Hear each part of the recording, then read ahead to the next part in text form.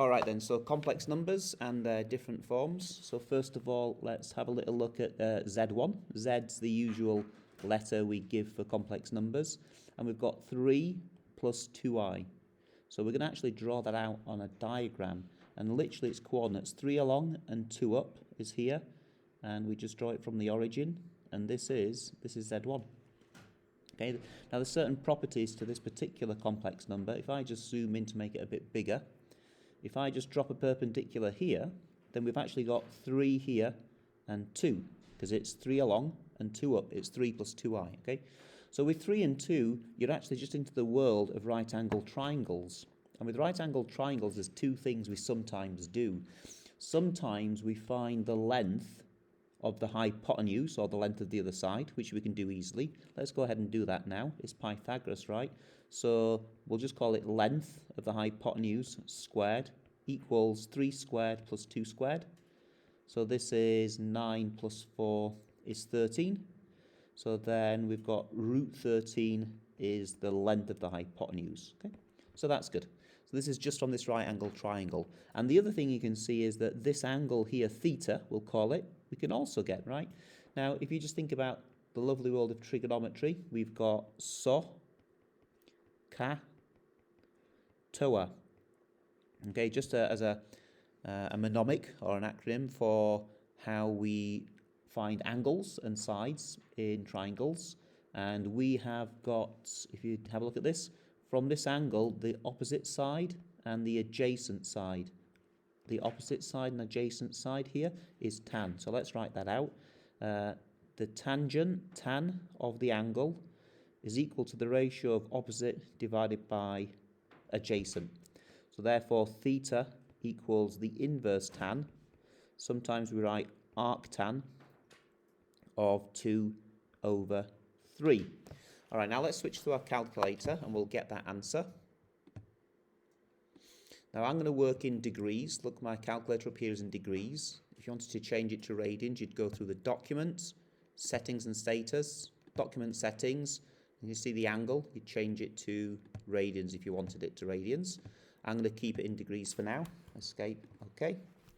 And now we go to the trig function down the bottom here. Also at the top next to the 7. Trig, inverse tan, and literally just 2 divided by 3. Enter. And of course, the calculator is super clever, way too clever. Anytime you press enter, you're going to get an exact answer. And the exact answer to inverse tan 2/3 is inverse tan 2/3. So we do take this question again, and instead of enter, we press control enter. And just above the enter is approximately equal to. So there you're going to get the rounded answer. So if we now go back to our iPad, this is 33.7. So the angle here is 33.7 degrees. All right. Maybe let's just do root 13 as well, just to get as a decimal. Control root 13. And again, if we press enter, it gives you root 13 because that's the exact answer. So up, bring it down, control approximately equal to 3.61. So the length is approximately 3.61. That's to 3 sig fig. The angle is 33.7 to 3 sig fig. Now, there's a special name given to both of those. So, the argument of Z1, let me get back to my iPad. The argument of Z1, it's a bit of a weird word, but the argument is just the angle which you've just found. It's the angle that the complex number makes with the positive real axis. So in our diagram, it's always going to be the angle the complex number makes with this arm. So from here, you see the complex number opens out this way, there's the angle. And we're measuring round in this direction, so we're going to get a positive angle. If we were measuring round in this direction, we'd have a negative angle. Okay, so let's go back to here. So the argument of Z1 is theta, and we found that to be 33.7 degrees. And then here's the absolute value of Z1. So that's the length of Z1. So those two little lines either side of the Z1 indicate we want the length of Z1. And we got that using Pythagoras' theorem, and that was 3.61 to actually 3 sig fig. Fantastic. But these two numbers actually allow us to write down this complex number in a slightly different way, okay? And the slightly different way is the fact that we are going to write down Z1 now, just with two numbers. We're going to write it down as the length of it, 3.61, comma, and then the angle it makes, we'll just put a little angle symbol here, 33.7 degrees. Now what we've got here, we've got some polar coordinates. So polar coordinates are a little bit different. Over here, this is like Cartesian coordinates. This is what you guys are used to, you know, X and Y. But we've moved now from Cartesian coordinates to polar coordinates.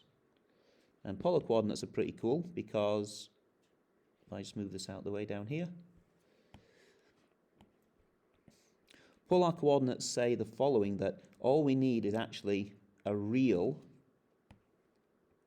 axis and an origin.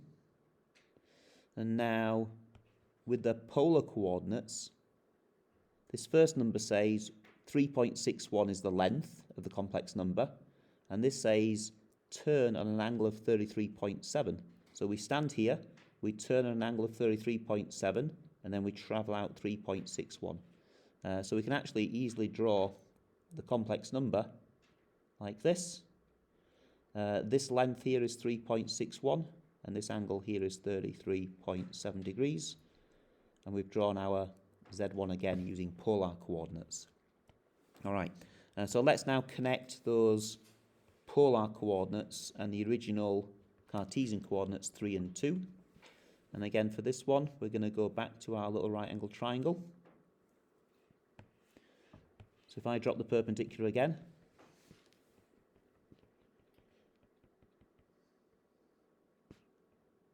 so I'm going to give two lengths here, A and B.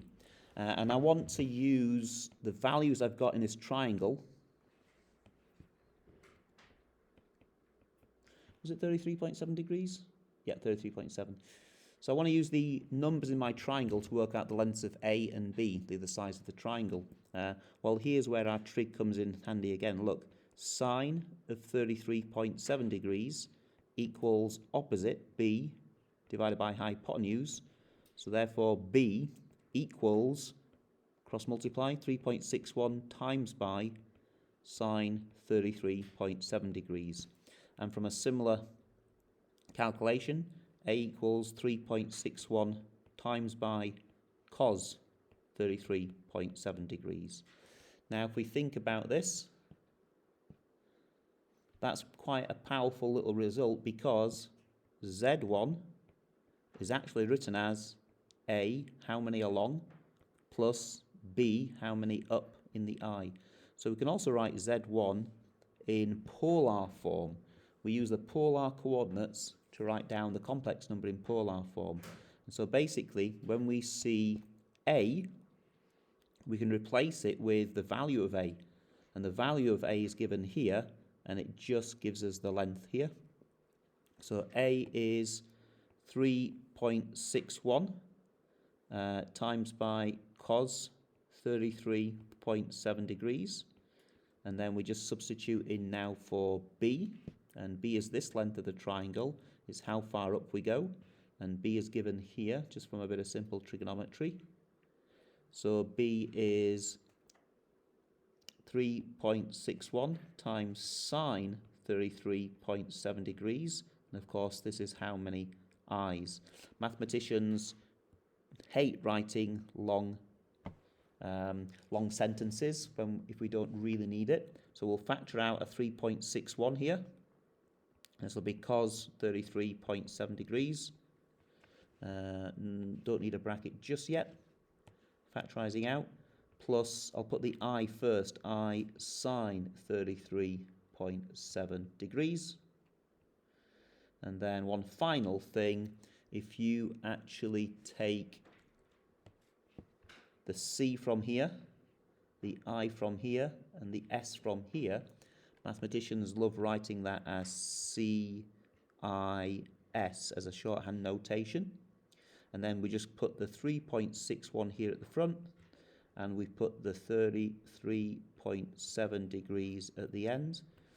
And there's how we write our complex number in polar form. So let's go and have a little look again. Let's just get the different versions of it. So we're going to have Cartesian form, 3 plus 2i. We've got the polar form, 3.61 CiS, 33.7. And remember, the 3.61 here came from the length of Z1,